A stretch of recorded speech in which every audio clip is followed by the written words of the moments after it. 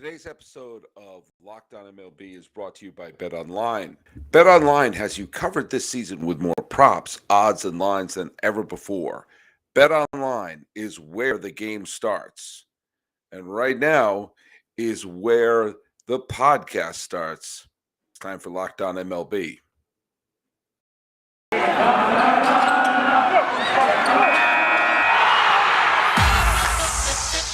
You are Locked On MLB,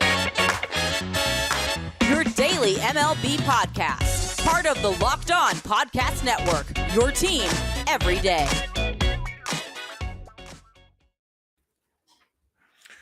Hello, baseball fans, and welcome to Locked On MLB, part of the Locked On Podcast Network, where it's your team every day. This is the daily podcast. We talk about all the Major League Baseball, and I am your host, Paul Fulvan. Hey, check me out. You can, where's my lower third? There it is. You can call me Sully. Those of you watching us on the live stream, feel free to throw something in the chat. I am an Emmy-nominated television producer who's been podcasting about baseball for the last decade, and for the last 4 seasons, I have been a member of the Locked On Podcast Network, and we are now at least one game away from the end of my 4th full season, and maybe 2, because the World Series we know today. So now we're going to see if it's going to go to Sunday. And follow us at Locked On MLB Pods on Twitter, on Instagram. I'm your pal Sully. I'm at Sully Baseball on Twitter, Sully Baseball Podcast on Instagram. So we're recording this pretty late on the game ended a little bit ago, but it was it was a thriller. And this has been a very strange World Series. It's a World Series that has some hiccups. It feels like it's been going on for a little bit. I'm not quite sure if we've seen the game of the series. We've no hitter, for God's sakes. I mean, have a more memorable game than that. I want to address one quick thing, because I heard a lot of people kind of poo-pooing what happened, sort of trying to downplay the no-hitter, combined no-hitter that Christian Javier started and the other relievers continued. First of all, yes, it's a no-hitter. Some people were saying, is it a no-hitter if it's more than one pitcher? Of course it's a no-hitter. Here's how you define a no-hitter. A game where the team gets no hits. You can figure that out. In some ways, the combined no-hitter is more impressive in a very odd way, because you have to have multiple people contributing instead of just one dominant pitcher. The fact of the matter is the fact that the Philadelphia Phillies, who the previous night, remember on Game 3, where they homered 5 times, they were an explosive offense that seemed to be able to homer at will. And the offense that they put on at home at Citizens Bank Ballpark, whether it was against Atlanta in the division series, against San Diego in the league championship series, or the first game of Game 3 of the World Series, the first game in Philadelphia of this series, their offense was explosive. It was unbelievably dynamic offense that they had. And the fact that they were able to shut down that offense the way they did, with multiple pitchers against the same team that seemed able to score whenever they wanted to prior, how could you be just so much of the fun police to want to try to poo-poo that? I don't understand people. I mean, I understand a lot of people hate the Astros, but I get, it would be more legendary if Christian Javier went all 9. I get that. I'm not completely, not understanding what's going on here, but let's not take away the tremendous accomplishment that the Astros' entire pitching staff accomplished with the combined no-hitter. So we go on to today, and a pitcher who has thrown his share of complete game no-hitters is on the mound. And the only thing left on Justin Verlander's resume as a Hall of Famer is a World Series victory. Look, I think the win-loss stat is overrated, possibly should be abolished. But, they wanted to get the decision for Justin Verlander. And Verlander looked shaky the first few innings. He wound up letting up 8 base runners in 5 innings, which isn't great. He did strike out 6 in 5 innings, which is very good. Let up only 1, but it was, 4 walks in 5 innings is not very good. 4 hits in 5 innings. He wiggled out of a lot. The one thing he couldn't wiggle out of was a Kyle Schwarber home run. But, and he did get the victory. He got the decision. Congratulations to Justin Verlander, Hall of Famer. But, would his career have been less if the Phillies tied the game later and then the Astros came back to win and the decision would have gone to Montero or Stanek or somebody else? Would that somehow diminish the accomplishments of Justin Verlander? It's why I think that we've kind of moved on from the win-loss stat and just accept the fact that, he's had an extraordinarily accomplished Hall of Fame career. Yeah, I'm sure Dusty would have loved to have had him go into the 6th or 7th. But he barely made it through 5. Yes, he only let up 1 run, but he wiggled out of stuff left and right. I actually had to look to see, did he hit any batters? No, but it's still 8 base runners in 5 innings. He's lucky he only let up the 1 run. And so, we saw in the first inning, you had the Pena driving home Altuve. Altuve gets the was it a triple? I think it was okay. He was on third. I thought it was a triple. I guess it was ruled as a double. Pena drives him in. Boom.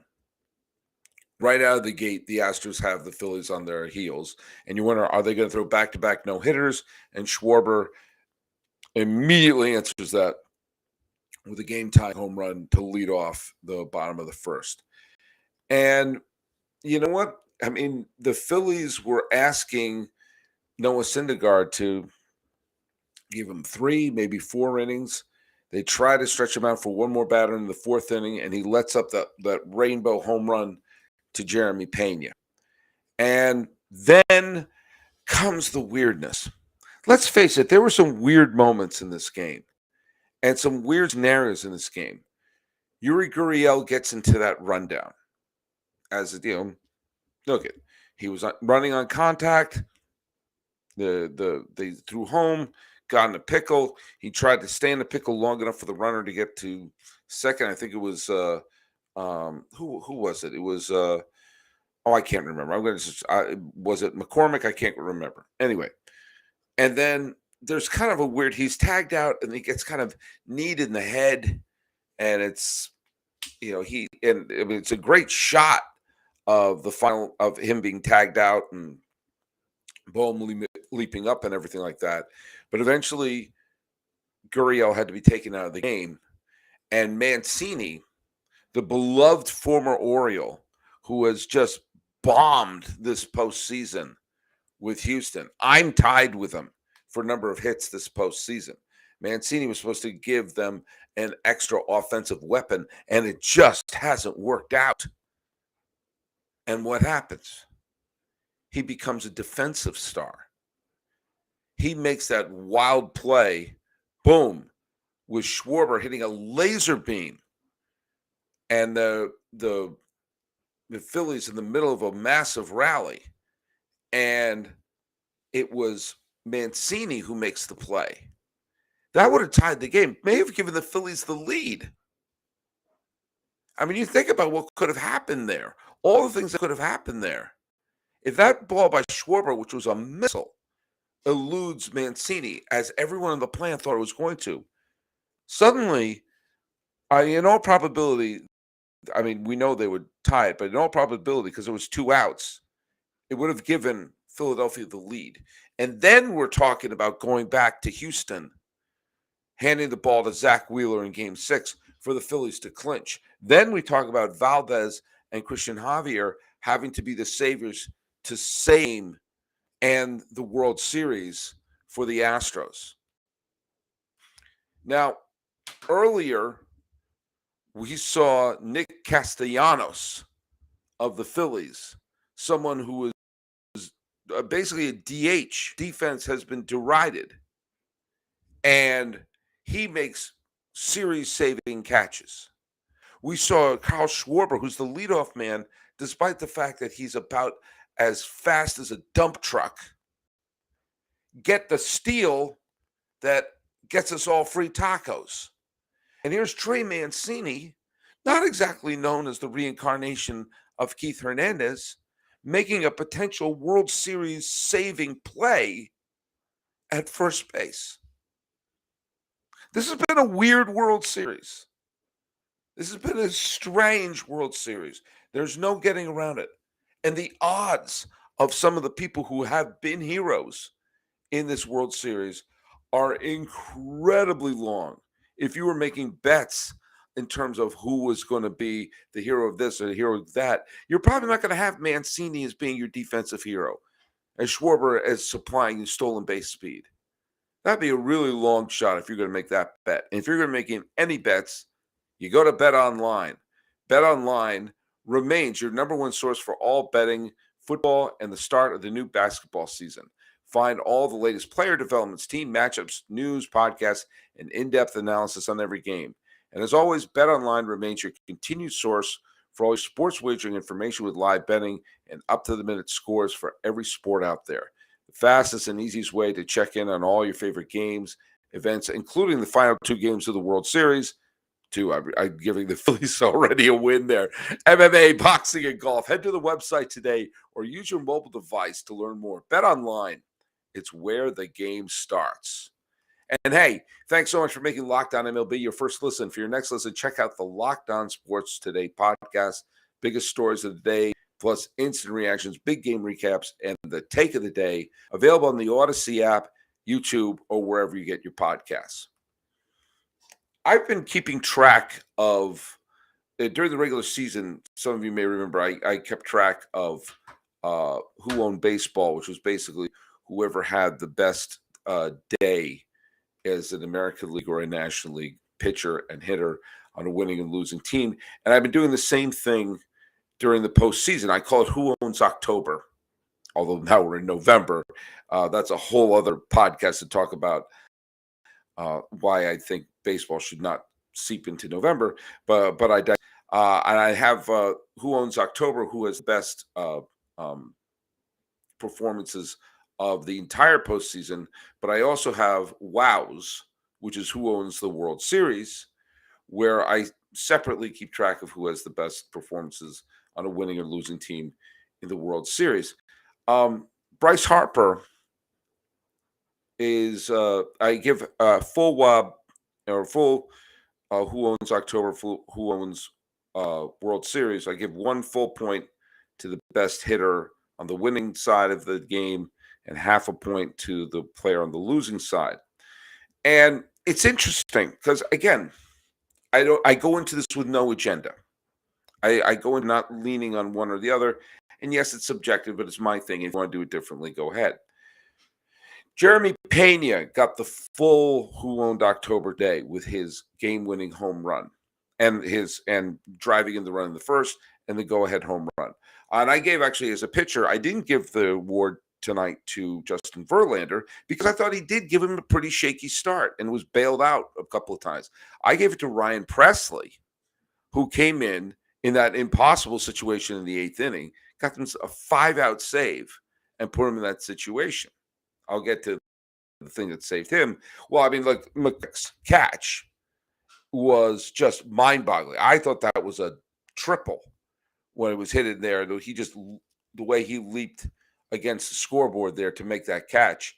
I mean, that rivaled the Mancini play as an important play. It would have put him on third base with Harper coming up. Unbelievable play by McCormick. And he almost made a disastrous play an inning or so before when he and Tucker were going in for a fly ball and they were doing a little bit, I got it, you got it, I got it, you got it. And then McCormick kind of stopped us and said, oh, I don't have it, of which Tucker, you see, the shot is incredible that they got on Fox, where McCormick kind I looked at it and said, "Oh, you don't have it?" Oh, and he kind of lunged forward and caught it. That could have been an absolute catastrophe. Well, McCormick made up for that with a brilliant catch, and Presley wound up getting all the right outs when they needed it. Now, I gave the award from the losing side, Connor Brogdon for his 2 shutout innings, also to Bryce Harper, not to Schwarber, for this reason. Bryce Harper got on base 4 times. 4 times. He got a double. He walked a few times. He got hit by a pitch. He was always on base throughout this game, and nobody knocked him in. You couldn't ask for, I mean, other than wanting Harper did a home run by himself, his job, he keeping the line moving and hoping someone would drive him home. He gets on base 4 times in a 1-run game and doesn't score once. I mean, he's having, even last night or the night before in the no-hitter, he got on base a couple of times and stole a base in the no-hitter. So, I mean, he is someone who is, he's rising to the occasion. And when you look up, and I've said, who is the highest total in the World Series for my little tally, it's Harper. And right behind him is Jeremy Pena. Harper with 2, Jeremy Pena with 1.5. That's just for the World Series. For the entire postseason, Harper has a 4.5 score for the number of times he's been either the best player on the winning side or the best player on the losing side, and he's tied with Jeremy Pena. And that's kind of, when you stop thinking about this postseason, it's really been the coming out party for Jeremy Pena and the confirmation party for Bryce Harper that he is a big-time player. These 2 players are basically jousting with each other, getting on base at the right time, making the plays at the right time. The only thing that Harper isn't doing that Pena is doing is the fact that Harper can't play the field. And they have Castellanos, who seems to have been possessed by Brian Harper in terms of his quality play out there. But this entire October has been Harper and Pena basically reenacting that song, "Anything you can do, I can do better. I can do anything better than you." I hope I have to pay ASCAP for that. But we're seeing them getting on base when they need to get on base, getting the big hit when they need to get on the big hit, and Pena launching the home. I mean, think about the home runs that he's launched.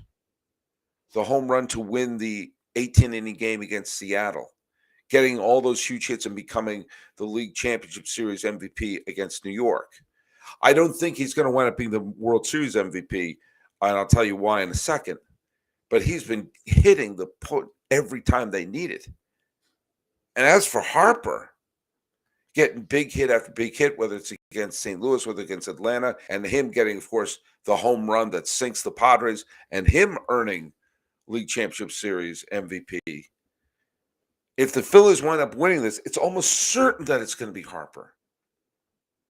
And if the Astros win, it could very well be Pena. When you think about the people who have had those great postseason performances where they win both the League Championship Series and the World Series MVPs. And it's happened a few times. Willie Stargell did it in 1979. I'm doing some of this from memory. Darryl Porter did it for the Cardinals in 1982. For me, most memorably, it was Oral Hershiser in 1988. The one that just does not belong and should not have happened was Livan Hernandez, who has benefited from Eric Gregg's monstrously laughable strike zone in Game 5 of the NLCS, and the fact that Hernandez got 2 wins in the World Series, but he didn't even pitch that well. That year, it should have gone to Moises Alou. I digress. Corey Seager did a few years ago in the COVID season when the Dodgers won the World Series during the COVID-19 year where they had to play it in Texas. One of those 2 players has a shot of joining that short list of people who won the League Championship Series and World Series the same year, where they totally dominated the postseason in a way that is Well, that is unique. And it's two pretty exciting players. Harper's a veteran, but he's only 30. Pena is super young. And you would think baseball, as they're trying to market this team or market this sport to a generation, could latch onto this and say, hey, these two absolutely dynamic players are basically testing each other. Who can top the other one? This should be part of the show. This should be part of the excitement of this. Look at these two stars who are rising to the occasion on the biggest stage. Think about that, baseball. Exciting stars are being handed to you. Make that part of the narrative. Because as much as the sabermetrics crowd and everything like that does not want to hear about the narrative, and if you go to BetOnline, you shouldn't bet based upon the narrative. But in terms of the fun of watching a story, the narrative is critical. For enjoying it, it's part of the fun. And seeing two stars stand up and say, this could be my legacy, October and November, should be something that, well, quite frankly, should be on every casual sports fan's mind. Couple quick things I want to note. While I think Jeremy Pena could wind up winning the World Series MVP, there is a real scenario for two players who could lead the Astros to the title, and they're both coming up. Now, remember, Christian Javier threw 6 innings of a no-hitter on for Game 4, and you could make a real argument that no matter what, even if it doesn't pitch again, give him the MVP for starting that no-hitter. But remember, Framber Valdez pitching into 7th inning, completely shutting down everything for the Phillies, coming off of the gut punch loss that the Astros had in Game 1. Remember, they had the 5-run lead. They wet the bed. They got punched in the gut, and they lost in extra innings. And it was Framber Valdez who came out in Game 2. Doesn't that seem like that was a month ago? Framber Valdez came out in Game 2 and made a statement pitching into the 7th inning saying, no. This is not the Phillies. Pump your brakes. And, of course, Javier throws the no-hitter, or the first 6 innings of the no-hitter, the day after the Phillies basically homered at will off of Lance McCullers Jr. I'm not going to tell Dusty how to do the other pitching staff, except I'm just not going to. It's clear that Valdez is going to pitch Game 6. I think you got to pitch Javier Game 7, right? And have everybody available. If one of those two pitchers wins, don't they have to be the World Series MVP? If Valdez gets the victory in Game 6, despite the fact that Javier threw the 6 no-hit innings in Game 4, if Valdez wins Game 2 to shut down the Phillies' dreams of being up 2-0, and and then wins the clincher, has to be Valdez. But you have Zach Wheeler going Game 6. Remember, he's no slouch. He's having a terrific. He didn't pitch all that well in his start in Game 2, but he may rebound and have a terrific Game 6 that may force a Game 7 showdown. And while I am hoping that Dusty Baker gets his long-awaited World Series championship, I also kind of want to see a Game 7. And a Game 7 that Harper or Pena basically face off, and one of them will do the job. One last thing. My mother texted me about this, and I've said this before. Look, I'm not going to be the fun police. I'm not. The powder blue uniforms the Phillies wore, I love those uniforms, and they look great. They are road uniforms. Again, wear what you want, but they're road uniforms. And here's the reason why I get on that a little bit. I think the red pinstriped uniforms that the Phillies wore back in the 70s and 80s when they won their first ever World Series championship. I thought those were beautiful. Those are some of my favorite uniforms of all time. And yes, the powder blue ones are badass and great. But why are we belittling the actual home uniforms that looked fantastic? I would have loved to have seen them wear those. And wear the powder blue ones on the road the way you should. But Astros, I need you to listen to me. You're not going to do this, but you should. You're coming back to Houston. You have a chance to win the World Series. Fine. I want the Astros to wear